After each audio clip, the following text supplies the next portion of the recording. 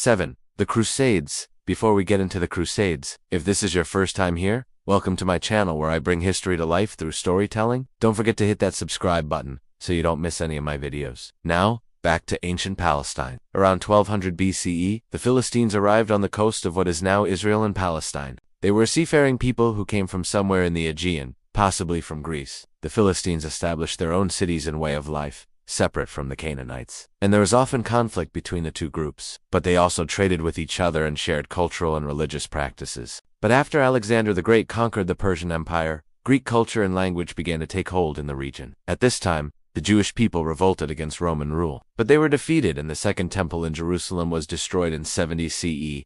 The Caliph Umar conquered the region peacefully and it became part of the Islamic world. During this time, the Dome of the Rock and Al-Aqsa Mosque were constructed in Jerusalem. The land then came under the control of the Byzantines, who were Christian, and they Christianized much of Palestine. This was during the Crusades, and it lasted until 1291.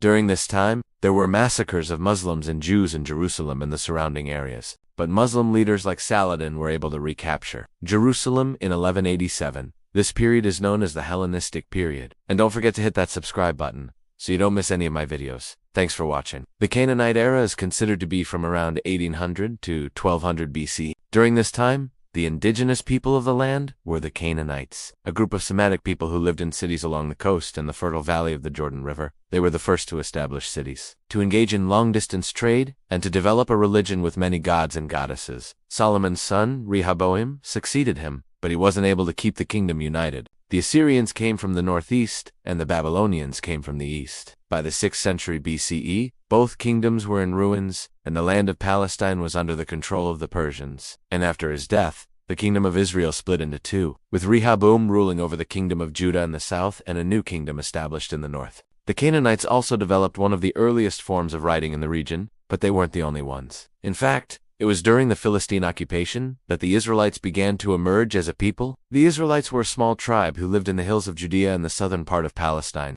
They were also Semites, but they were different from the Canaanites and the Philistines in that they believed in only one God, Yahweh, who had chosen them as his people. As the Israelites grew in number and power, they formed a united monarchy with Saul as its first king, followed by David and Solomon. Both kingdoms were eventually destroyed by outside invaders. The Jews were able to return to Palestine under the rule of Cyrus the Great, who conquered the Persian Empire. By the 2nd century BCE, the land was under the control of the Romans, but in the 7th century, Islam came to Palestine. Then, in the 11th century, European Christians began to invade Palestine. So that's ancient Palestine in a nutshell. What do you think? Let me know in the comments below.